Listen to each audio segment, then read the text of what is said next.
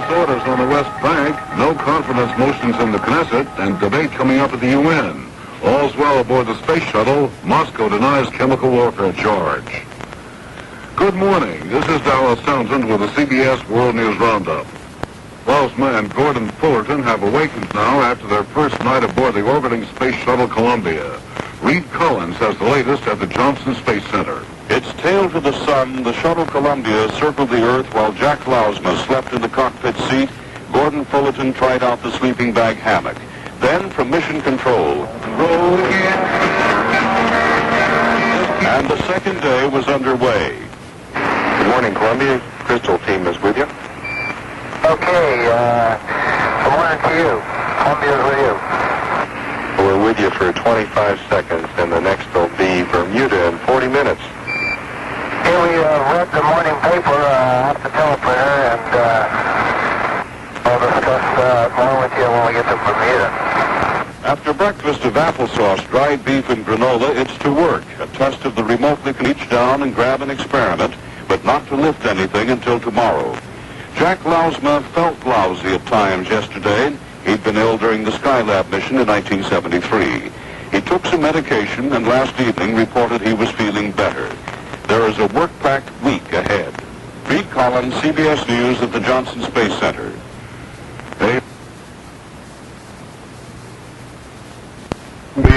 Wayne Dolcefino is going to have a live report coming up from the Johnson Space Center. Also, City Council. Something wrong with the Space Shuttle Columbia this morning. Astronaut Gordon Fullerton has reported that parts of, or perhaps whole, heat-resistant tiles are missing from the nose portion of the shuttle. KTRH's Wayne Dolcefino has this live report from the Johnson Space Center. Dick, the tiles was something we heard an awful lot about during STS-1. We did not hear about it during STS-2, and we know very little this morning yet about what astronauts Fullerton and Klausma have seen. Charlie Redmond from NASA with me. Charlie, what do we know so far? Well, we've listened to the tape from the crew again, and Jack described what appears to be many pieces of several different tiles in the area just outside his cockpit window. And Gordon Fullerton described fewer pieces, but perhaps one complete tile. This, by the way, is an area that is covered with white tiles. They did make that specific, that it was not a black tile area, which is the high heat-resistant area. And it's an area that actually doesn't see the heat of re-entry. It does get hot, but it's on the other side of the vehicle as it's coming in. The tiles that we lost at STS-1, they were in different places. Right. They were on the tail of the vehicle, in a portion of the vehicle that actually sticks out and covers the orbital maneuvering engines. Okay. From what we know so far, the loss of the tiles may not be that severe in terms of the depth of the loss. But let me ask you, what are we planning to do today in terms of trying to find out how deep it is? Well, one of the things that we intend on doing today is flying the remote manipulator system arm, the Canadarm, all around. And the crew suggested that one of the things they might like to try is to stick the arm forward of the nose and point the wrist camera backwards and actually look at it through TV and see what it was. So I suspect we can expect more TV pictures of missing tile pieces at least. Okay, so again, we have a tile store here, but as Charlie mentioned, they're not tiles that will face the serious heat of re-entry. We should know more, though, as the morning goes on. I'm Wayne Dolcefino, reporting live from the Johnson Space Center, KTRH News.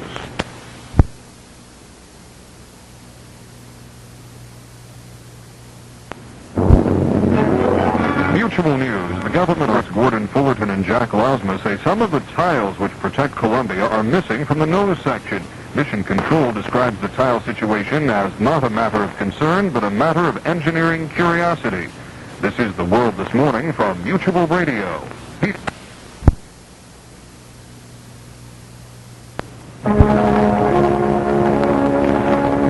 NBC News. Good morning. I'm Cameron Swayze. Day 2 for Space Shuttle Columbia. The astronauts Klausma and Fullerton have detected some missing heat-shielding tiles on the nose, but the early indication is that will not be a serious problem. Another possible problem has cropped up with them. More on that from NBC's Peter Hackett. Cameron, two tiny TV cameras have popped circuit breakers. The tiny camera mounted at the so-called wrist of the mechanical arm and the one at the so-called elbow. The one at the end of the mechanical arm at the wrist is the camera they plan to use to examine the 6 missing tile areas. That's vital to finding out what happened to the tiles. Also, it's vital to grappling with the experiment package to put it out in space. We'll just have to see what happens. They're now looking at the data in Mission Control a little later. Peter Hackus, NBC News at Mission Control, Houston. Thousands of...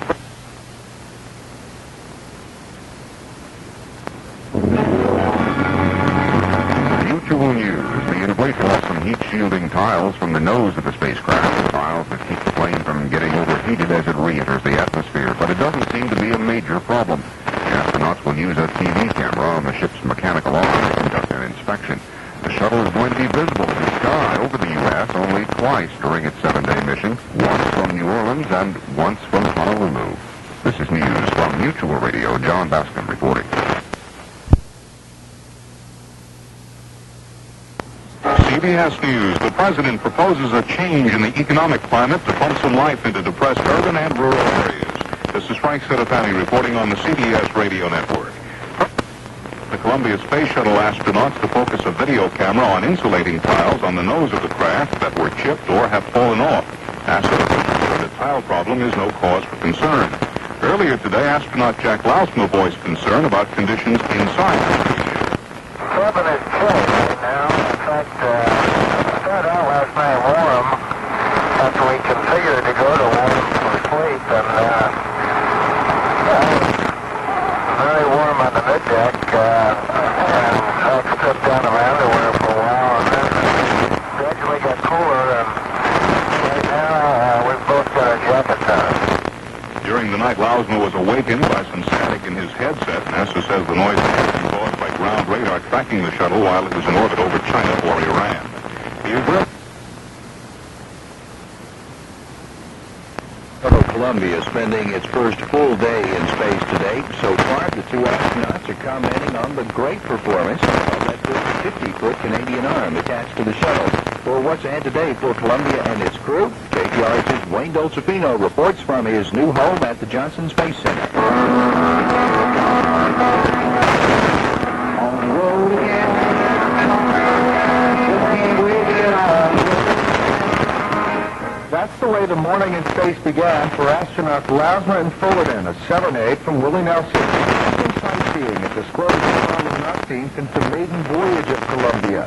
Busted heat tiles are on the nose, not a critical area. NASA will use the Canadarm and a camera to check out the damage. NASA's tracking another problem. Static in Lousma's headset when the Columbia travels in the past near the Soviet Union and China. NASA officials think it may be ground radar tracking the orbiter. They're not accusing anyone of spying, though.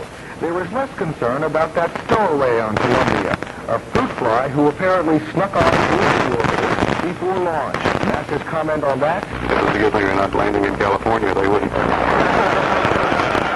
Live from the Johnson Space Center, Wayne Dolcefino, KTRH News. Excuse me, this morning you were saying that the NASA officials also thought that some of that static in Lousma could also be due to the fact of the barbecue attitude they're in. Are they saying any more about that? Well, they're still considering it, but they're leaning more toward the theory that there is a ground radar. It's called the woodpecker effect, and it's pretty well known to people who are ham radio operators. And it's been believed for a long time that some countries on that side of the world have been using that type of jamming frequencies in order to interfere with people's transmissions. Sounds like you're having a lot of fun at JSC. It's great. I'm moving here for good. Thank you, Wayne. All right. Wayne Dolcefino at JSC. Late.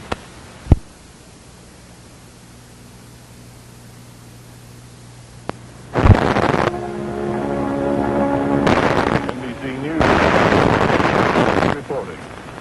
The Space Shuttle Columbia, now in its second mission orbit. The latest from NBC's Peter Hackus at Mission Control. The so-called mounted on the mechanical arm is considered essential. That 60-foot-long manipulator to an experiment payload bed by remote control by the astronauts from the spacecraft cabin. It's possible using a different camera with a zoom lens. That test of the arm is a major goal of this mission. Another goal of the flight may be in jeopardy. The arm was also to have lifted the container from the payload bay, but the camera to be used on that is down. Backroom teams here are still solving those problems. Peter Hackus, NBC News at Mission Control, Houston.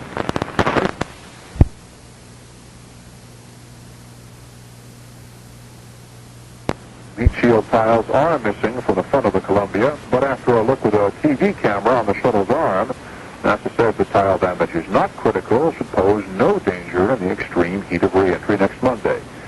By the way, one of the TV cameras on the shuttle arm won't work. It's not clear yet if that malfunction will affect any of the planned experiments. The camera is used so the pilots can see what the arm is doing.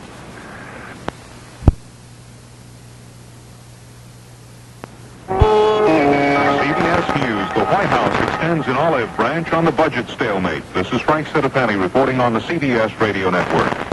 The cruises in Earth orbit, astronauts Lausma and Fullerton are running through a series of demanding tests, including one that was added to the agenda today.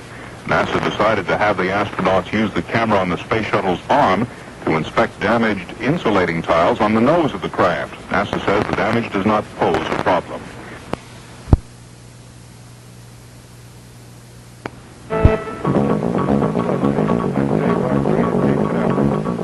The Columbia crew had to call off the first practical use of the space plane's 50-foot remote mechanical arm this afternoon when its wrist camera failed. The camera is needed for the astronauts to see how to direct the arm to grapple shuttle's cargo. NASA spokesman Rocky Robb is with us. Rocky, where is the failed camera? Well, it's called a wrist camera because if you visualize your own arm, it's mounted where the back of your own wrist would be. It allows you to look down the hand or the grappler and see exactly where the grappler is. Well, are they doing anything about that now?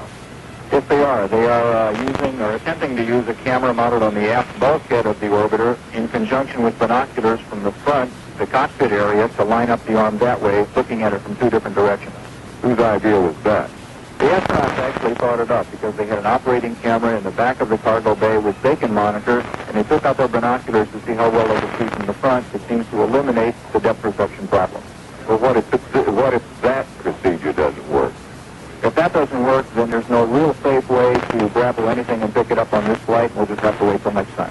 The fourth mission is still a test mission. We could do the arm there. And the fifth mission deploys satellites, but there's no need to pick up anything on the fifth mission, so we still have time to practice. So it's not as major as it could be. No, it'll be a disappointment, but not a major setback. Thank you very much, Rocky. This is Jay Barbary, NBC News at Cape Canaveral. After Gordon Folger described the trouble of Mission Control, they said, relax. Roger Gordo, and just for information, we think that from your descriptions earlier in the morning, none of those missing tiles seem to be in particularly bad areas. We don't anticipate any thermal problems from the ones that you saw. NASA got a look at the tiles with a TV camera on the shuttle's arm, but 3 of the TV cameras on the shuttle won't work. That may cause problems for some of Columbia's experiments.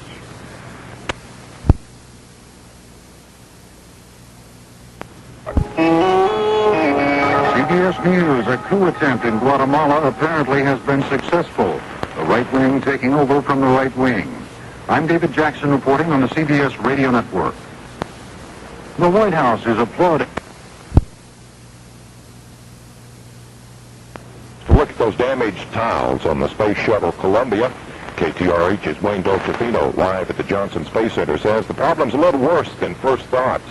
John, it's still not considered serious, though, but they do have more damaged tiles than they originally thought. They found that out when they finally got one of those cameras on the remote manipulator system, the Canadian arm, to work. They've had problems with that, too, some circuit problems. But it did work. We saw some TV pictures about 15 or 20 minutes ago, and it shows that there are about 10 or 12 areas of damaged tiles on both sides of the nose, but they're still in an area that NASA officials say is thermally benign, which means it won't absorb any big heat on re-entry, so they're not very concerned. Although they are going to be taking more looks at the tiles as the day wears on. Live at the Johnson Space Center, Wayne Dolcefino, KTRH News.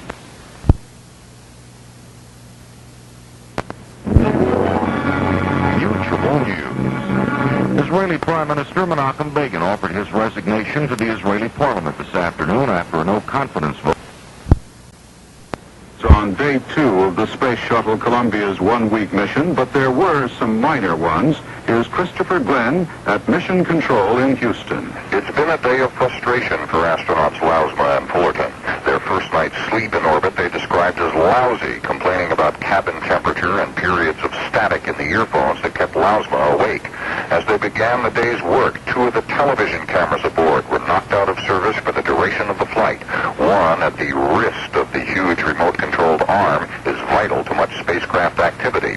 But the arm's elbow camera is working, and they used it to uncover another frustration, missing and damaged protective tiles on the nose of the spacecraft. As we look out the front windshield, tile around the forward-firing thruster seems kind of raggedy and uneven. Not at all smooth, and there's a lot of steps and gaps there. They're also concerned about a stream of unidentified debris particles floating up from the main engine area. There have been some suggestions the problems may have something to do with the fact that Columbia has been holding a position with its tail to the sun for nearly a day in a thermal test. None of this is yet considered serious enough to force any change in the overall mission. But the flight that yesterday NASA was calling a gem today got into something of a jam. Christopher Glenn, CBS News, Johnson Space Center, Houston.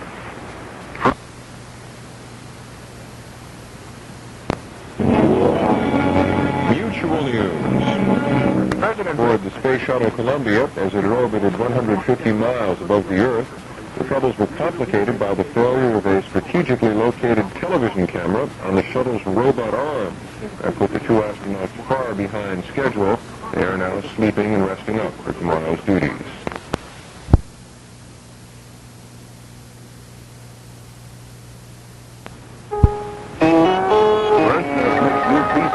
To Beijing. More trouble in West Bank as UN Security Council prepares for urgent debate, military coups in Guatemala and Bangladesh. Good morning. This is Darrell Townsend with the CBS World News Roundup.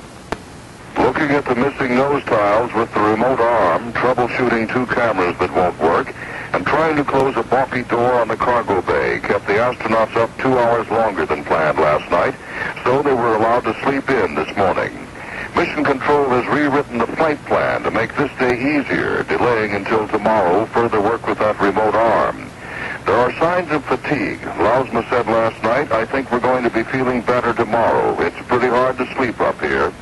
One reason it was hard for Lausma to sleep the first night was interference in his headset caused by a powerful radar beam scanning Columbia when it passes over Iran, southern Russia, and China. It was planned to record that interference during the night to get a better idea of what it is and where it comes from.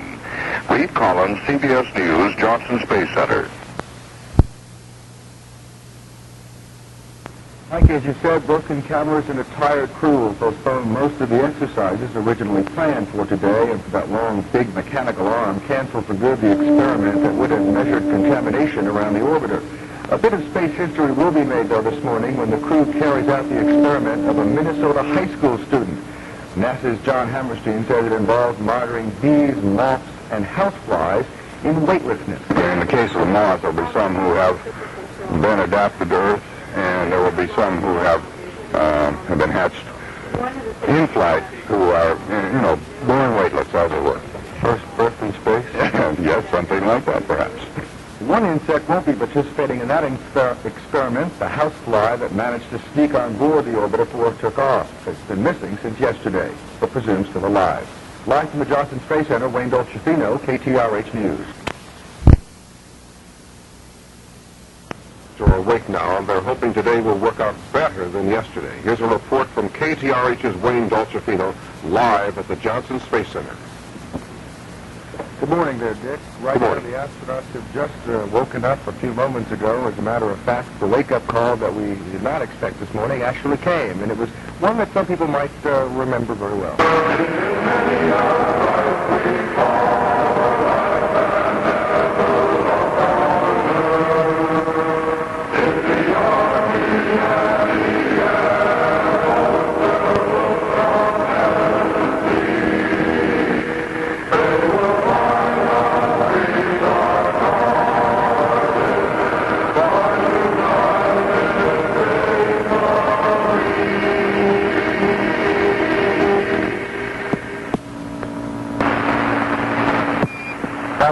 Columbia. I like that last part the best, and I'm standing up, by the way. Which way's up? Those frozen payload bay door latches we told you about last night have been thawed out. The damaged tiles have been inspected, and the 2 cameras that were broken yesterday have been given up for lost. The only thing that they still don't understand down here, Dick, are those white particles we told you about earlier this morning and yesterday. They're still trying to figure those out. It's going to be a very easy day for the astronauts. Some of the experiments that have been planned with the remote manipulator system, the big arm, have been canceled, primarily because of the problems with the cameras and also because the crews had 2 pretty rough days, and they want to kind of give them a little break today. Live from the Johnson Space Center, Wayne Dolcefino, KTRH News.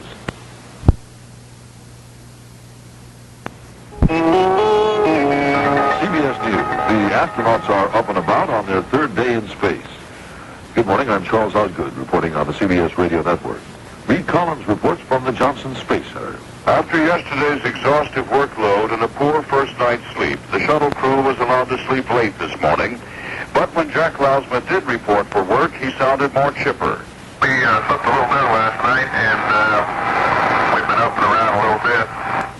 NASA has rewritten the flight plan, exchanging today's work schedule for tomorrow's. It means no maneuvering the remote arm today, but an easier schedule, including a look at the bees, flies, and moths on board. Lousma reports another failure that could be troublesome. One other malfunction we've had is the commode stopped working while it was being used. The motor quit running, checked the circuit breaker and MLA 6B, and it is open. The same thing had happened on a previous flight, but this morning's problem still is being worked on. Reed Collins, CBS News at the Johnson Space Center. More news after this. Well, Mike, as a matter of fact, we just got some changes in the flight plan. As a matter of fact, what they're going to do is take what originally was day 4 and move it to day 3. Day 4 is going to be a very easy day, basically a lot of rest.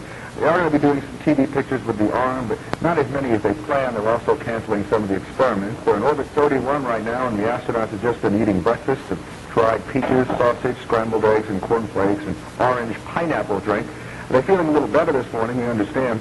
Jack Lousma's been having more physical problems than his counterpart, Gordy Phillipton. He was nauseous on the first day, and yesterday both men were rather tired. They were taking a little bit more medication than the folks here at NASA would have preferred. One other point we might mention, the tiles were inspected yesterday. They think that situation is under control, although they're going to be taking more looks at that. And one other thing, down here in Texas along the coast, we have oil slicks, but in Florida they're having a tile slick. We understand there are people scouring the beaches looking for the tiles that apparently fell off the shuttle during launch. And apparently they're finding quite a few. Live from the Johnson Space Center, Wayne Dolcefino, KTRH News. The crew will be doubled by a TV camera malfunction that has scrapped one robot arm experiment awoke this morning to a problem of more personal inconvenience. Columbia Commander Jack Lousma told mission controllers in Houston. One other malfunction we've had is the commode stopped working while it was being used. The motor quit running, checked the circuit breaker and MLA 6B, and it is open. For Earth orbit, Columbia Commander Jack Lousma with a problem even plumber's helper cannot fix. The astronauts got a much better sleep last night, and they have a host of experiments to conduct during today's flight.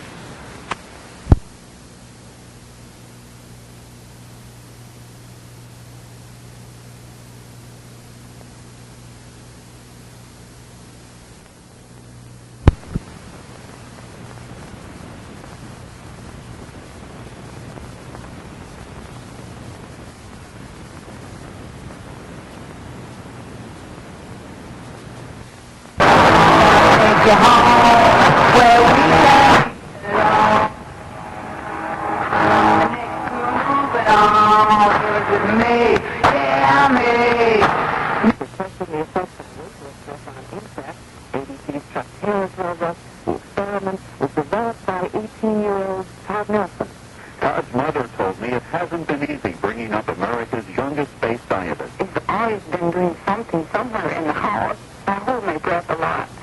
But he's learning something, and I just, he fascinates me. So the Nelsons say if your kids want to bring frogs into the house, let them. Chuck Taylor at the Johnson Space Center. Red blood cells and live kidney cells. When the separations are completed, they'll be frozen and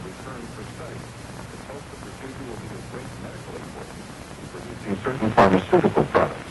The astronauts aboard Columbia also will do what's called the bees in space experiment, letting some insects flit around in a container up there to see if they can adapt their flight to a state of weightlessness.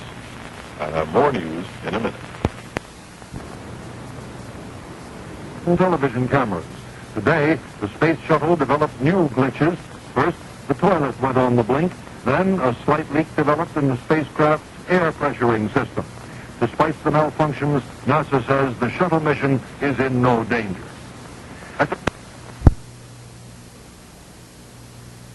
KTRH Houston, don't go away.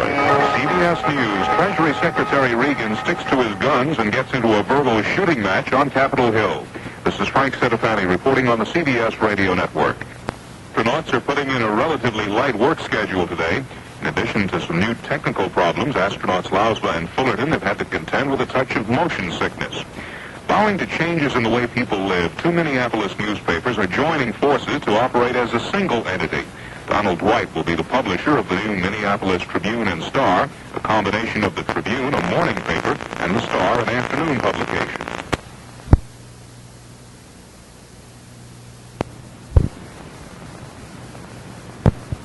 Cape Canaveral. The space plane Columbia is now crossing its home country on trip number 36 of 115 planned for this, its third mission. Today is day number 3 of 7 scheduled, and so far it's been a much better one than yesterday. Astronauts Jack Lausma and Gordon Fullerton ran into all kinds of problems with missing thermal tiles, broken cameras, cabin temperature, stuck cargo bay doors, and mysterious radio interference from Earth. Officials declared the missing tiles would not be a problem during re-entry, and the crew turned their cold spacecraft toward the sun and fixed the sticking doors. The cabin temperature cured itself overnight, and the astronauts are only left with a broken camera on the wrist of the 50-foot mechanical arm. Mission Control has just given the astronauts the go-ahead to use the arm tomorrow to grapple experiments in the cargo bay. Astronaut Henry Hartsfield, who ran the procedure in a simulator, told the crew they shouldn't have a problem without the camera. Meanwhile, the crew is resting today, carrying out low-key experiments. The interior of the Columbia has as much of a weightless environment as possible for a series of biological experiments. One today separated a valuable enzyme from millions of kidney cells, while another manufactured tiny latex balls, important in making high-precision medical and industrial tools. Without the pull and tug of gravity, both these products can be manufactured with greater quality in orbit. Jay Barbary, NBC News, Cape Canaveral.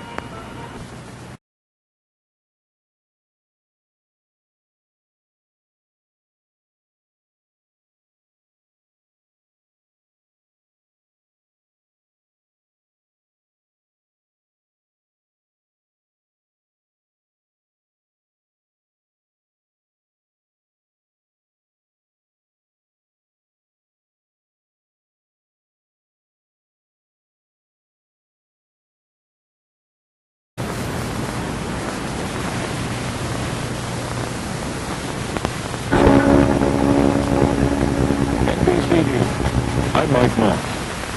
Space Shuttle Columbia's third mission. NBC News correspondent Jay Barbary is at Cape Canaveral. Jay, what were the highlights today? Well, so far, Mike, it's been a low-key one for Kyle's crew. Basically, they've been conducting biological experiments. They're producing high-quality medicines up there in weightlessness, also some high-quality latex balls. These are perfectly round ball bearings. They can do this sort of thing up there in the absence of gravity. What sort of problems did Lausma and Fullerton have today, sir? Not really any, Mike. Not compared to yesterday. It was a heck of a day yesterday. What's coming up in the next 2 hours for you? Well, the rest of this third day, Mike, will be spent mostly with this young Minnesotan teenager's experiment. It's a cage containing moths, honeybees, and houseflies. This young scientist wants to know how these insects will react to flying in weightlessness. The fact that they do not have to flap their wings to stay suspended. We want to know whether or not that will bother them. Could be one of the most interesting experiments on the trip. We'll have more on that as Jay Barbary keeps track of things throughout the Space Shuttle's mission. Astronauts, especially at night. Live report now from KTRH's Wayne Dolcefino at the Johnson Space Center. John, NASA, the Department of Defense, and now the State Department are all trying to find out who or what is causing the interference in the crew's headset at night. It's helped bring down the physical condition of an already motion-sick crew, and NASA's Tom Holloway says he doesn't really care about reports Russians or Chinese radar may be to blame. The only the problem that we have is bothering the crew, and we're doing our best to get a situation that will prevent that from happening. The crew has also been bothered by a busted toilet. It's been broken since this morning. Another situation technicians are trying to figure out. The shuttle now on orbit 37 over the Gulf Coast. And a few moments ago, astronaut Lausma made a not-so-surprising observation about the weather down here. Looks like it might be a little overcast in Houston today, George. Yeah, it's great though, Jack. It's been raining the last couple days. Live at the Johnson Space Center, Wayne Dolcefino, KTRH News.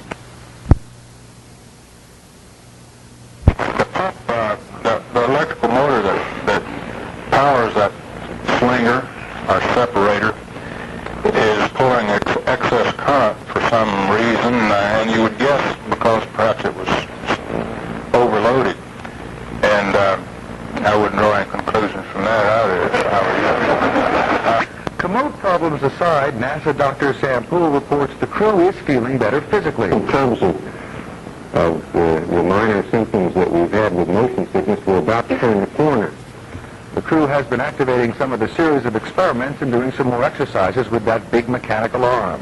Live from the Johnson Space Center, Wayne Dolcefino, KTRH News. It's time to check the traffic now. Here's Chuck Messer.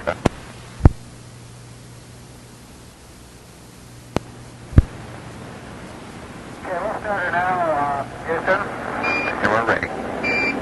Okay, we've got our camera set up, and the commander, Jack Lausma, is way back there in the corner where the insect experiment is stored. He's taken it out of the drawer in one of our lockers there, and is bringing it out to tape it to the wall of our airlock.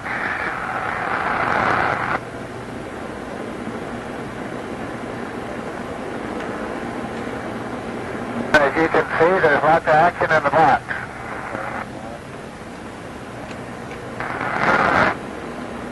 Yes, that's good. That's right on. Houston, are you selecting cameras as desired there? Close-up shot of the insects in outer space. We will be back to report on the results of this experiment on our newscast tonight at 6 o'clock and again at 10. We'll have more on Live at 5 in just a second.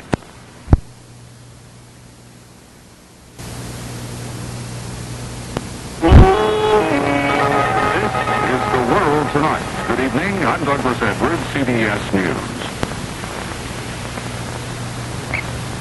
A series of annoying problems made life less than pleasant for the two Columbia Space Shuttle astronauts on this day 3 of their one-week mission.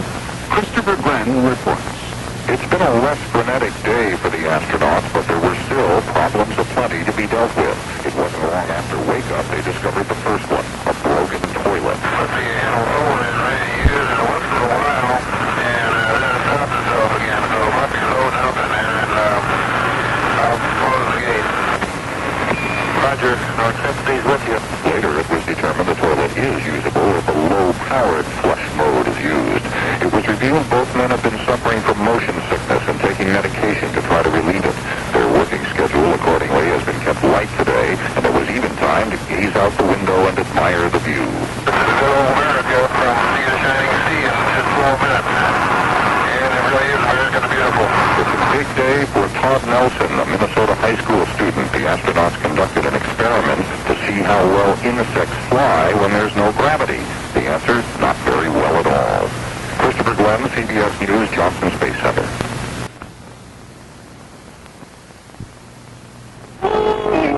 CBS News. More violence today in El Salvador as the current election campaign came to an end. This is Doug Poling reporting on the CBS radio network. Astronauts Jack Lausma and Gordon Fullerton today broke the endurance record for Columbia on this their third day in space. The astronauts set a shuttle record after completing 37 orbits of the Earth. The pilots today conducted an experiment using some insects aboard. They studied the moths, honeybees, and houseflies to see how they behave in flight without the pull of gravity. The experiment was devised by Todd Nelson, an 18-year-old high school student from Rose Creek, Minnesota. This is Doug Poling, CBS.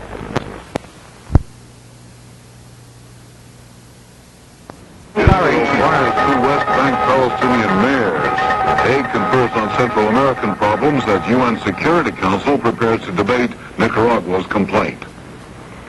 Good morning. This is Dallas Townsend with the CBS World News Roundup. Lausma and Gordon Fullerton today are still orbiting the Earth in the Space Shuttle Columbia. We'll get the latest from Reed Collins at the Johnson Space Center. Lausma and Fullerton have begun another busy day, and from the sound of Lausma's voice, they're shaking off fatigue and motion sickness. Good morning, Dave. Top of the morning to you. We're up and at 'em and taking care of our checklist sheet and making a little breakfast, shaving and so forth. Looks like a great day out there, and we're feeling a little better. A major task today will be to pick up a plasma diagnostic package with a remote arm and wave it about the spacecraft to study the interaction of the orbiter and its space environment. A task made more difficult by the fact that the camera on the end of the arm is not working. Reed Collins, CBS News at the Johnson Space Center.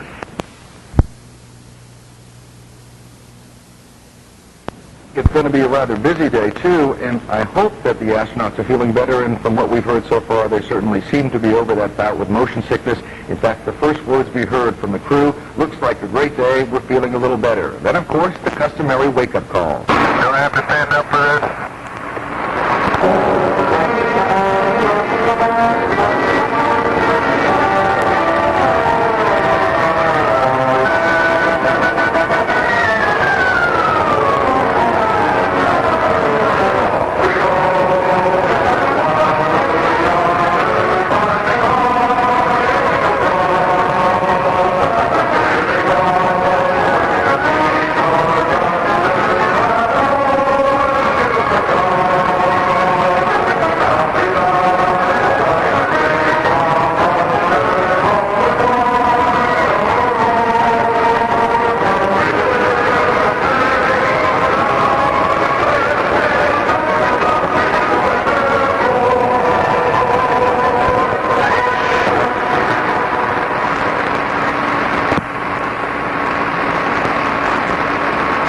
Very good. So we're going to stop there. We're going to start. Thank you.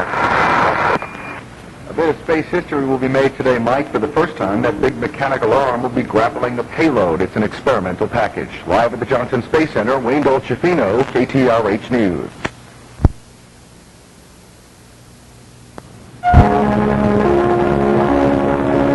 NBC News. Good morning. I'm Cameron Swayze. 150 miles up, for the first time the big manipulator arm has been used to latch onto an experiment package and remove it from its cargo bay position, as explained by Mission Control.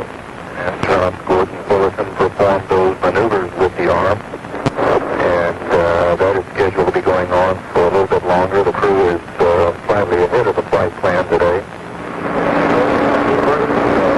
and the payload was satisfactorily rebirthed, which is obviously very important, as well as getting it unberthed. They did it without the use of the so-called wrist TV camera, whose short circuit has stopped that camera for the rest of the flight. Peter Hackett, NBC News at Mission Control, Houston. Mission has created a renewed interest in NASA and outer space exploration. KTRH's Wayne Dolcefino reports live from the Johnson Space Center that some visitors are being disappointed. Many visitors this time as we had in the past missions, but a lot of folks who are coming out here in the past few days have been rather disappointed to find out that there are no tours being given. Now, most of the buildings are open. The only one that is not open is Mission Control. That's the building, though, that most people want to see. Folks are definitely invited out here, Dick, but there are no official tours, so don't expect one. Live from the Johnson Space Center, Wayne Dolcefino, KTRH News. Seemed to disappear today as the crew began a tremendous series of experiments with the Canadian arm grappling its first payload in space history. In this live report from the Johnson Space Center, KTRH's Wayne Dolcefino says the outlook is beginning to pick up. Looks like a great day out there, and we're feeling a little better. Their bout with motion sickness over the Columbia crew set out to find out just how versatile the arm and its wire mesh fingers are. Mission Control listened as a 350-pound package was waved in space. The Canadian-built arm is bent back so that it has a camera on the elbow, which is showing you the forearm and the wrist, so to speak, of the manipulator arm, with the plasma diagnostic package on the end of it. Not Bothered by headset interference for 2 nights while flying near Russia, the crew kept off their headsets last night, but NASA did manage to record the bothersome sound.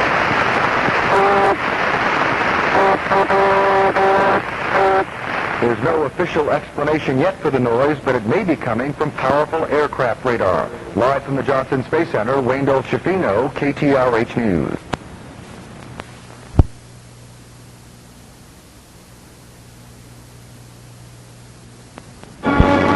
Mutual News. The leader.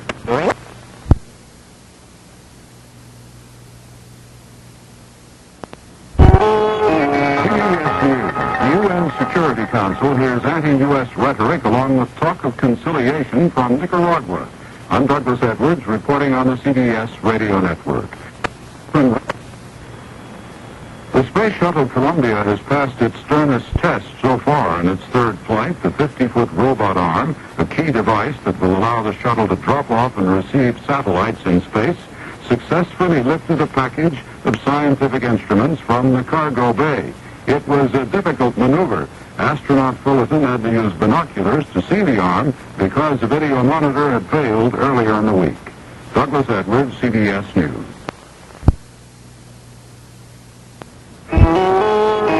CBS News. The Senate decides to investigate the FBI's abscam tactics.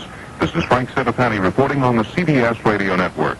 This mechanical arm hoisted a 350-pound payload of scientific instruments through the shuttle's cargo bay. The test demonstrated that the Skyhook can indeed launch and retrieve space satellites. It's due to release a West German science satellite in April of next year. In a free moment during today's busy schedule, astronaut Jack Lousma told Mission Control about the view from space. Well, this is one of the most spectacular sights flying around the world, I think, that we're looking at now. We're moving into the darkness, and the edge of the limb of the Earth is very poorly defined. It goes gradually from a very dark blue of the Earth and fades into black, but there's no real definition. It's kind of like you're going out into nowhere.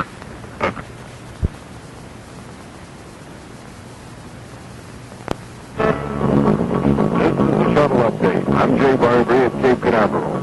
Astronauts Jack Lousma and Gordon Fullerton passed over the launch site moments ago with a clear view of Pad 39A in the spaceport. The Columbia's ground track took them just north of the Cape on trip number 52 of 115 planned for this mission. The astronauts are having a busy day. They managed to work shuttle's 50-foot robot arm this morning without the benefit of a television camera for eyes. Using line of sight, astronaut Fullerton maneuvered the arm into position to grapple a drum-shaped experiment and plucked it from Columbia's cargo bay. That was about 3 hours ago. Since, the experiment has been held in the space plane's wake to measure the destruction, if any, shuttle is causing the ionosphere. In about 3 hours, the astronauts plan to restore the experiment. Meanwhile, Lousma and Fullerton are reported to be feeling better today about over-the-air sickness. But during the past hour, Fullerton asked for a doctor's appointment. Okay, Sally, can you copy your request for a medical conference? Negative, thank you. Ken, can you set up a medical conference for that pass? That's affirmative. We can do that. Okay, I appreciate that. During that conference with the flight surgeon, Gordon Fullerton reported a fullness in his stomach. The doctor diagnosed it as trapped gas suspended by weightlessness. He told the spaceman the condition would relieve itself in time and has suggested some medication from their on-board pharmacy.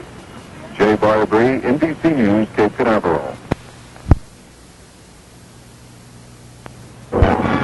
Mutual News.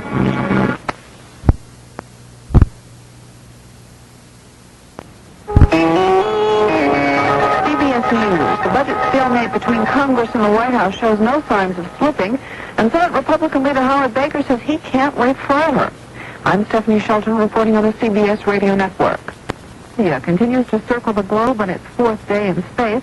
Astronaut Gordon Fullerton today dangled a 350-pound instrument package outside the shuttle by using a 50-foot jointed cargo boom. The experiment helps pave the way for the shuttle's future as a satellite-building freighter.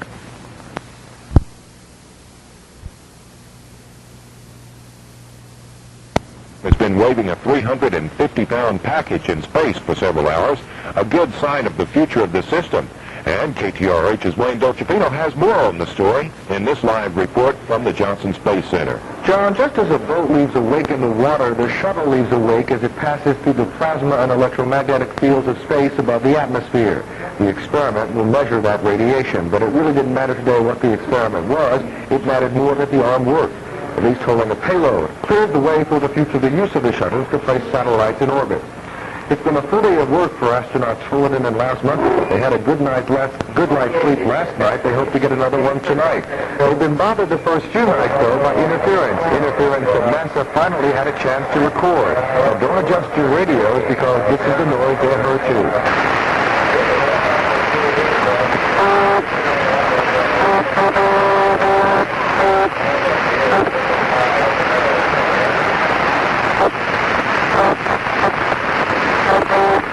You might understand why now it kept them up. Anyway, the astronauts did have a full day. They'll be eating dinner now and doing more experiments tomorrow with the arm. Live at the Johnson News. Several Home taping cost the industry almost $3 billion in 1980.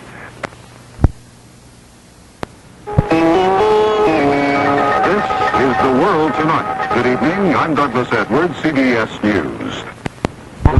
Astronauts spent a busy day conducting successful experiments designed to test the shuttle's future potential as a space freighter. And that's The World Tonight, Thursday, March 25th. Douglas Edwards, CBS News.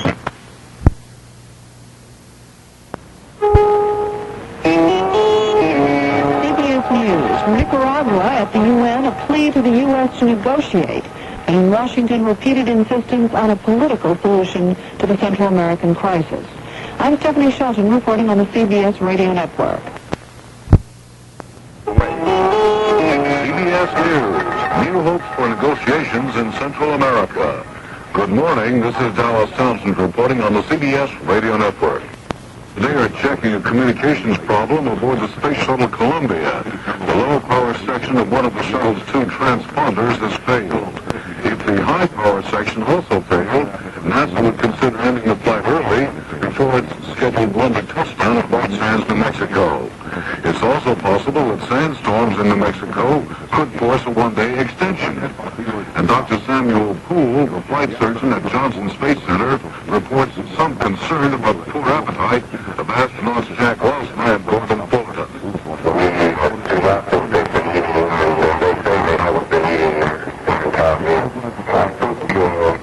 The lingering effects of the motion sickness problem which we've had, and perhaps the schedule has a part to play in that as well. I think Jack particularly is beginning to eat now, and I think Right now, the astronauts are still sleeping. In the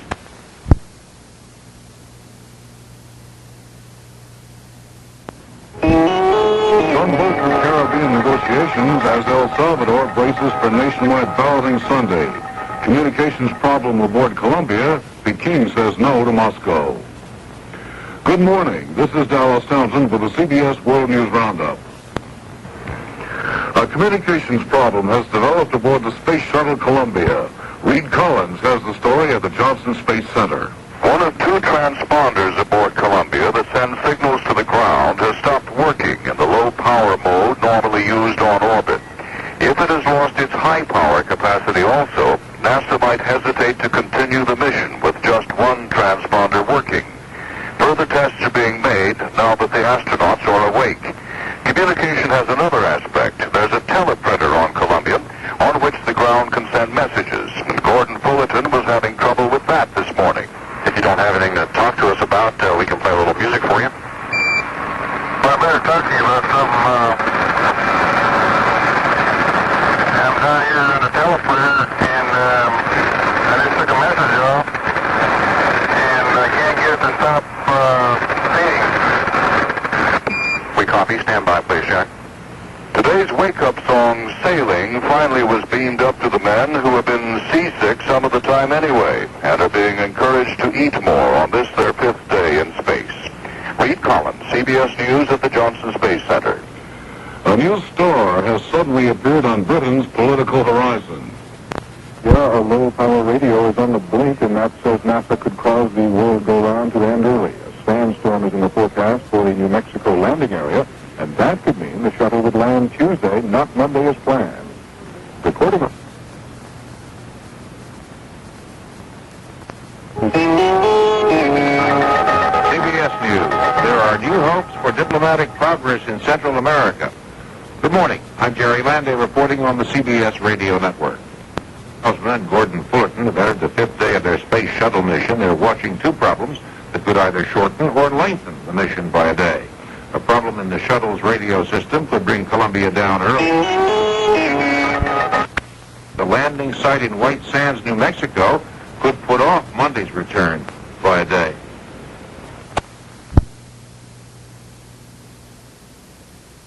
Space shuttle mission now apparently rests with the Columbia's troubled transponder. We get more details on that from Wayne Dolcefino, who's live at the Johnson Space Center. Wayne? Mike, it's one of those things that can be no big deal at all, or something that could bring Columbia home early, perhaps as much as 2 days early. Not much of a chance for it to come home today, but talk it could come home as early as tomorrow if the transponder situation is serious. Basically, to bring you up to date, there are two transponders. Each one has a low-power side and a high-power side. The low-power side on one of the two is gone. They don't know yet whether the high-power side is working. If it is, then no big deal. We've had a problem to talk about, but no big thing. If the high-power side is gone too, though, then we do have a serious problem. They're doing a lot of work this morning trying to analyze the situation. They have to do it over places where they have both S-band and UHF communication, so if one old side goes out, at least they can still talk to each other. Despite all the work, though, they're still in pretty good spirits up there. Morning, Columbia, Houston through Madrid. The Crystal team is with you for the day. Steve, how you doing? Real fine, and congratulations on a job well done yesterday. We were all glued to the TV set. Well, we're just along for the ride. You guys are doing all the work. Anyway, we should know pretty soon here. We're having a briefing in about 30 minutes what the progress report is on the transponder situation. We do have some more experiments planned today with the payload bay doors and with those big 350-pound package, the plasma diagnostics package. So if we get this problem behind us, then the mission will go back to normal. Live from the Johnson Space Center, I'm Wayne Dolcefino, KTRH News. U.S. and Space Shuttle Columbia are trying to troubleshoot a problem with their radio today. One of them is on the fritz. Ground controllers don't seem too worried about this new problem. There is some concern about the landing area in New Mexico. There's been a sandstorm and some rain is forecast. Wall Street.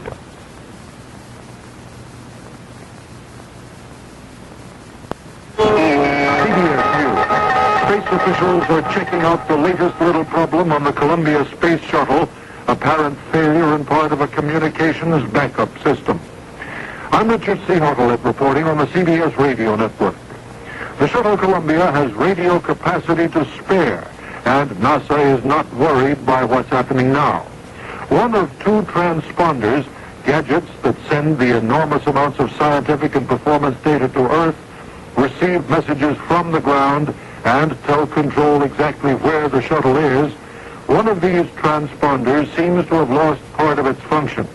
It is important to find out what is wrong, and this afternoon an effort will be made from the ground to set things right. The latest word from Tommy Holloway of NASA. At the present time, I honestly don't know the total status of the comms system, but right now we have a total communications capability. In other words, I have all the functions of the comm system, and we're going to find out this afternoon. The answers will determine whether Columbia is brought down before Monday. More news after this.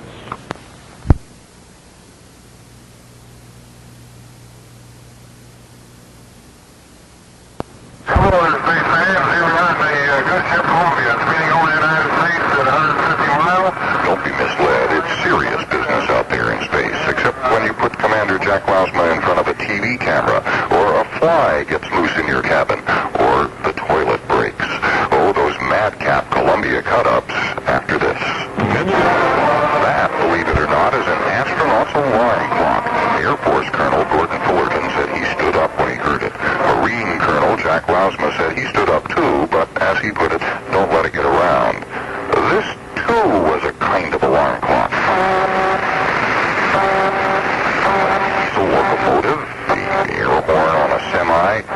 somebody giving the old raspberry, maybe. No, they think it's some kind of radar interference, but it's coming over the headsets and keeping them awake. There was a small hitchhiker.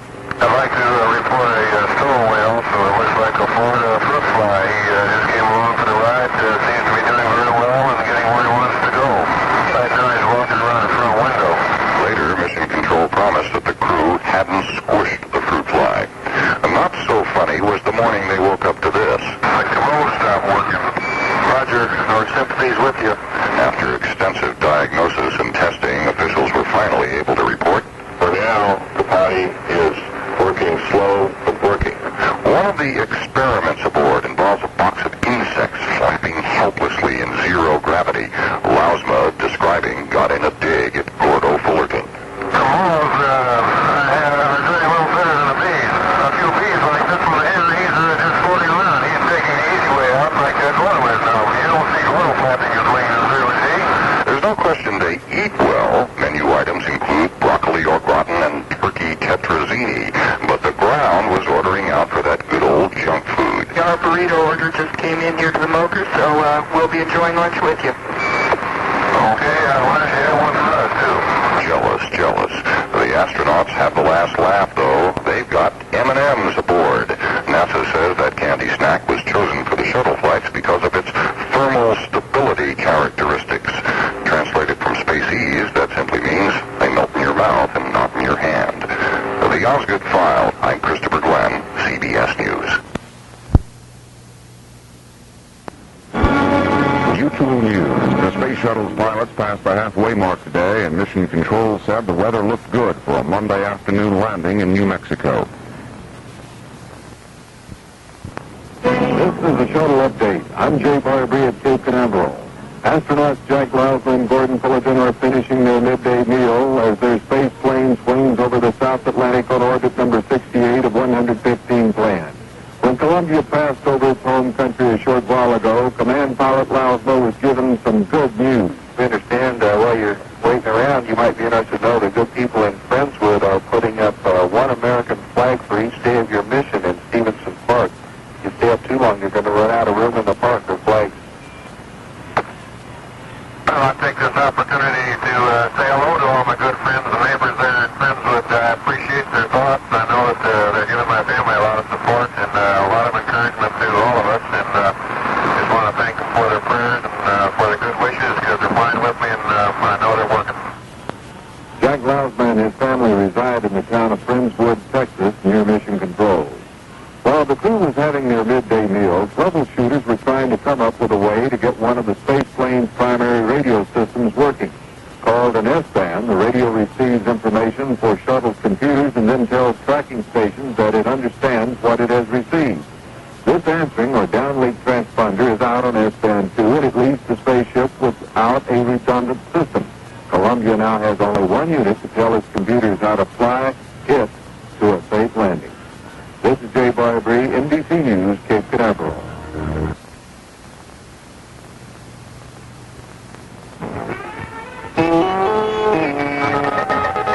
CBS News. The Democratic National Committee votes officially to roll back a number of presidential selection reforms of the 1970s. I'm Stephanie Shelton reporting on the CBS Radio Network. Communications problem within the Space Shuttle Columbia has apparently cleared itself up, at least enough to allow the shuttle to complete its mission. The low-band half of the transponder is still out. However, KTRH's Wayne Dolcefino, live at the Johnson Space Center, says astronauts Jack Lousma and Gordon Fullerton now have high-band communication with Houston. John, that was the big question all along, whether the high-power side of the transformer number 2 would work. Some tests earlier this afternoon proved that it did work, as it worked yesterday afternoon.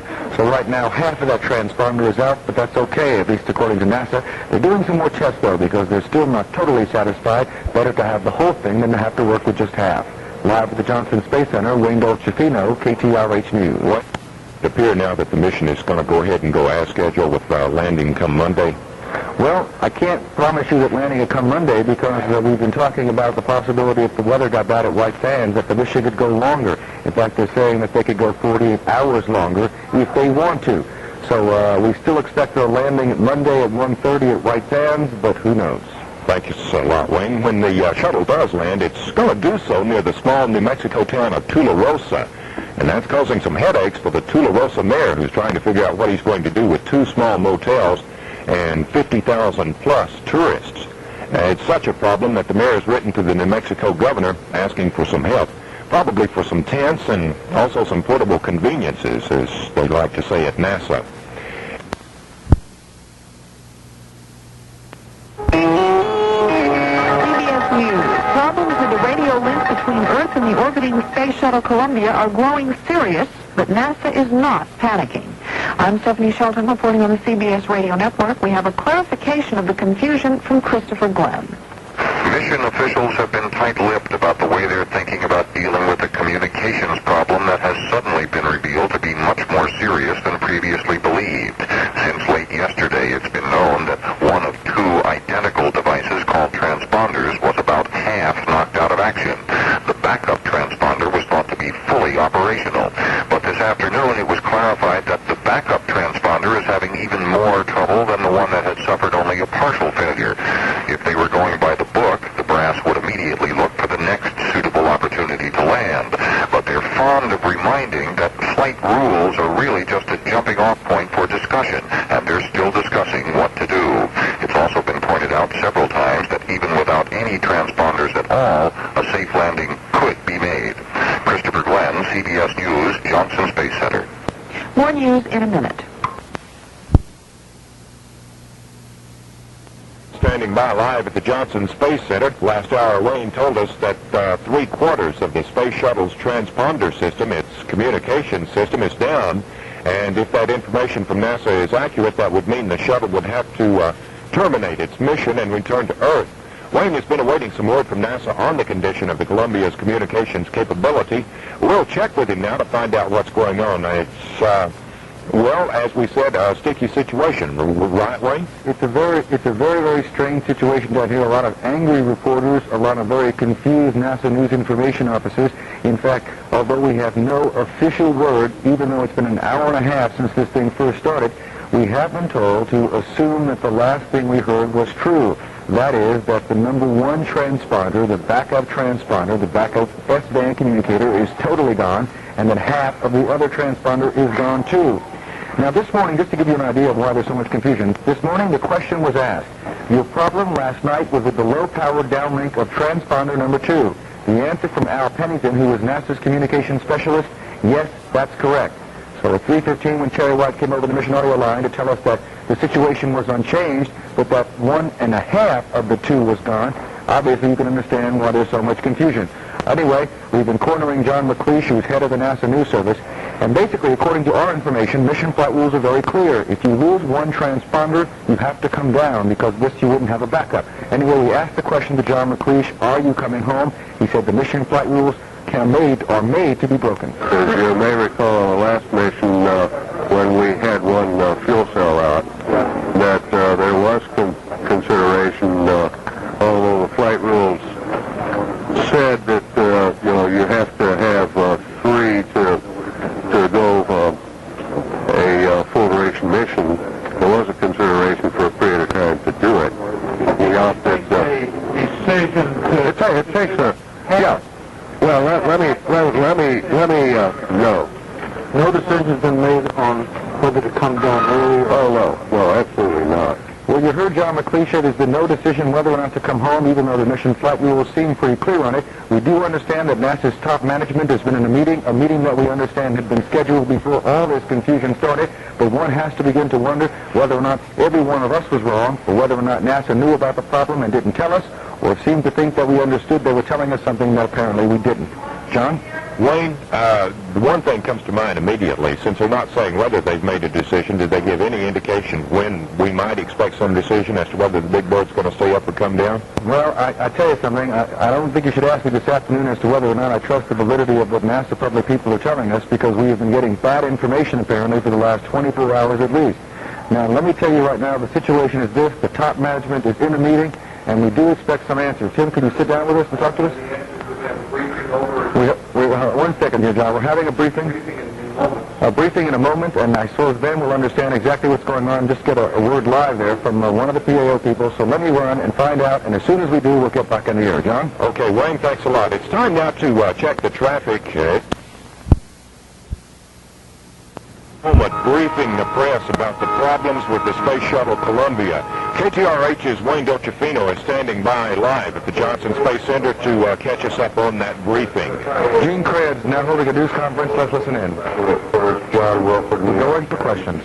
Right there, Lee.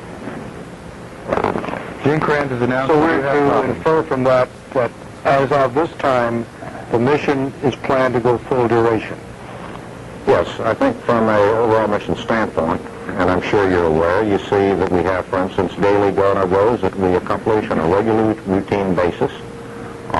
We do this every day. We take a look at the weather, how the overall flight systems are working, whether we've met all of our requirements for redundancy in the flight systems on board, what mission accomplishments we have or have not accomplished. As far as I'm concerned right now, the mission is going full duration, considering the fact that we still make our daily go-no-goes. And weather is going to be a very important factor in determining when we will terminate this mission. But with weather, that is more apt to cause you to extend the mission rather than to curtail it. I believe this is more a subject for discussion about 2 days from now, or a day from now, mainly because we're continuing to watch the weather. We've taken a look at the weather at Northrop Strip. It doesn't look particularly good today. We're going to have a frontal passage there tomorrow. To me, that's part of the daily go-no-go process. There will not be a landing tomorrow. I can't say there won't be a landing tomorrow. A lot of stuff could happen tonight. There will not be a landing tomorrow based on the communications problem I've just discussed, unless something further craters. Joe Move, AP.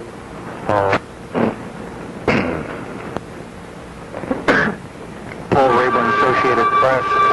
The flight rules that I've seen say in reference to the transponders, there's a footnote that explains that the reference is to the downlink capability, and it says if there is less than one of two transponders, then the earliest possible landing should be sought. Can you interpret that rule for me, please? Yeah, when you say if there is less than one of two, currently we have one of two known operable. The second one we have not exercised. Those options that still remain to us to troubleshoot that system. And in addition, as I stated earlier, we still have the FM system. With the failure of of one of the modes in number 2, don't we have 1/2 of 2 at this point? No, we have full capability through that one transponder that is operating. George Alexander, Los Angeles Times. Gene, this FM system that you mentioned, that is operating through transponder number 2, is that correct? No, that has its own signal processing. Actually, when I said we actually take the output from the network signal processors and route it to the recorders, and from then on it's an entirely separate system from the PM system. So transponder number 1 and number 2. Entirely separate system. If you lost the high power side of transponder number 2, you would still have a complete FM system that you could operate on? We will have 2 FM systems. We have 2 FM systems. With their own transmitters? Yes, sir. Jimmy Walker, ABC. Gene, what time did the first transponder fail? I have some brief notes here written down in a piece of paper I took this morning. I believe it was on orbit 55 over Hawaii. Was that 8:43 p.m.? Well, I don't think in PM. I've got the MET time. I really can't even hardly read it. If you just backtrack over to Hawaii 55, I think you'll find the answer. Carlos Byers, Houston Chronicle. That's when you lost number 2, when did you lose number 1? And I'd like to follow up along with why have you elected not to do further troubleshooting? Is that because you fear it could knock out your remaining S-band capability? That is always a possibility here. The reason we've elected not to troubleshoot number 2 is, one, we've met all the requirements for the mission rules. Secondly, we're now looking at some of the hardware facilities, ESTL, those type of facilities, to see if we can try to duplicate the logic hang-up so that any cross-strapping or any further troubleshooting that we would do would not compromise the systems. What about, when did you lose number one? I'm going to have to put my glasses on, I'm sorry. I'll cross-check this time for you. It looks like it was somewhere around Hawaii, orbit 57. 57? Yes, sir. John Wilford, New York Times. Does this are you going to have any degradation of the data you receive? None whatsoever? No, sir. Okay. No degradation. This gentleman here on the second row. Luke Hope, Minneapolis Tribune. As you spoke of the potential bad weather at White Sands tomorrow, if indeed you had more communications problems, does that mean that you'd use one of the alternate landing sites if you decided for communication or any other reason that you need to land tomorrow? No, I doubt it. Basically, what we try to do is optimize several factors, and I believe that, for instance, say White Sands were totally clouded tomorrow. We lost the remainder of transponder number one. Troubleshooting wouldn't bring back two. I believe we would continue to operate utilizing the FM data. It would be somewhat of a handicap, but again, it's not an operation that is not familiar to us. We take and routinely play and use and work with.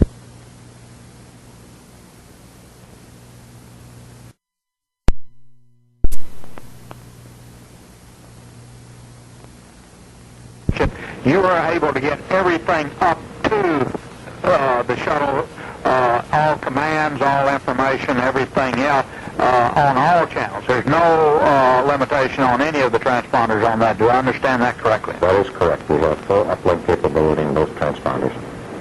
Vicki Leonard, ABC. Yeah, Gene, you said earlier that you had a hard failure number 2 and an apparent in the high and low of number 1. Could you explain apparent to me again? I'm not sure I understand. Well, the apparent goes back to we are not able to route data through transponder number 2. In other words, then... Excuse me, I'm sorry, transponder number 1. You keep getting these all mixed up. Well, okay, folks, let's basically bring you up to date. There were some communications problems without getting too much into the details of the electronics of it all. Apparently, NASA doesn't think it's serious enough to bring Columbia home now. They're still going to shoot for Monday at Missile Sands. This has been a special report from KTRH News. I'm Wayne Dolcefino reporting live from the Johnson Space Center. Communications trouble in space, weather trouble on the ground. Put them together and you get concern among space officials about continuing the mission of the space shuttle. However, NBC's Jay Barbary at Cape Canaveral reports that for the moment, NASA is saying go for the full mission. The space shuttle has lost almost half of its radio channels, but Deputy Director of Flight Operations Eugene Kranz told a news conference minutes ago it will not mean an early return for the space plane. As far as I'm concerned right now, the mission is going full duration, considering the fact that we still make our daily go-no-goes. And weather is going to be a very important factor in determining when we will terminate this mission. If the radio problem doesn't get any worse, weather at the primary landing site in New Mexico remains the mission's basic problem. The weather, however, is expected to clear there by Sunday in time for Monday's landing. Jay Barbary, NBC News, Cape Canaveral. We'll have more news in a minute. This is The World Tonight. Good evening, I'm Douglas Edwards, CBS News. Involved a potentially serious communications problem aboard the Columbia Space Shuttle, Christopher Glenn has a report from Mission Control in Houston. NASA officials say now they will worry no further about the problem, no matter what the rule book says. There is so much redundancy built into the ship's many ways to communicate, both voice and data, that they feel they have full communications capability despite the loss of several important links in the communications chain. Accordingly, Gene Kranz, Deputy Director of Flight Operations, says they plan no more troubleshooting on the affected units. As far as I'm concerned right now, the mission is going full duration, considering the fact that we still make our daily go-no-goes. And weather is going to be a very important factor in determining when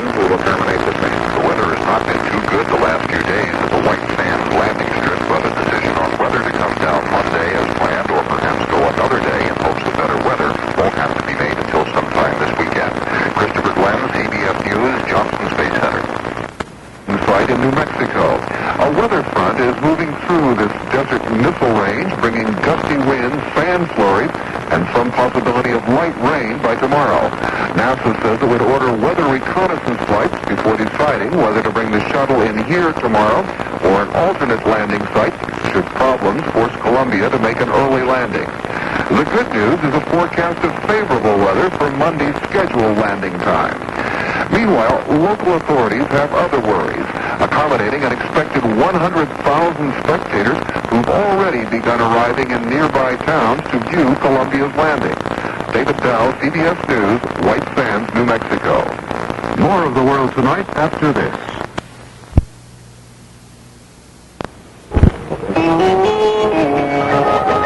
CBS News, the U.S. government denies an agreement has been reached with Nicaragua for talks between the two countries. This is Doug Poling reporting on the CBS radio network. Colombia continues to have nagging problems with its radio communication system, but NASA officials say they are not now planning to shorten the mission and will go ahead with a full 7-day flight. On the other side of the coin is satisfaction with the performance of a mechanical arm outside the spacecraft. They have great plans for the device on future shuttle flights, including the deployment of satellites. Mission Control in Houston tonight read the astronauts a letter from the Canadian firm that made the arm. It says, for Gordo and Jack, your skill with the robot arm has already made this mission a resounding success, and we're proud of you. Shuttle astronaut Gordon Fullerton responded to the letter with another compliment for the way the mechanical arm worked. It couldn't have performed more exactly like I said it would, in every respect, and every time there was a little doubt about how it would operate, it actually turned out to be easier or quicker or nicer or smoother. It's a fantastic piece of machinery. The fact that 3 of the Columbia's 4 radio channels are out will not stop the shuttle, that its mission will continue. In Tularosa, near White Sands, New Mexico, Mayor Ramona Vallejos is mostly concerned about the crowds when the shuttle returns Monday. I'm really upset.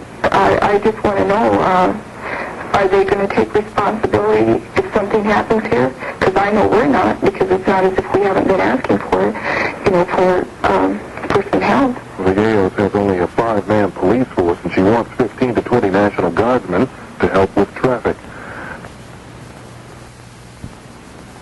Columbia will continue its 7-day mission as scheduled. While the failures of radio transmission units caused serious concern Friday, NASA spokesman Bob Stuckey says the trouble is not sufficient to bring the craft down early. There is no threat to the safety of the flight, and right now there are no plans to bring it back, and we're still scheduled to come back in on Monday. Stuckey also says NASA is keeping an eye on the possibility of bad weather in New Mexico, where sandstorms could complicate things.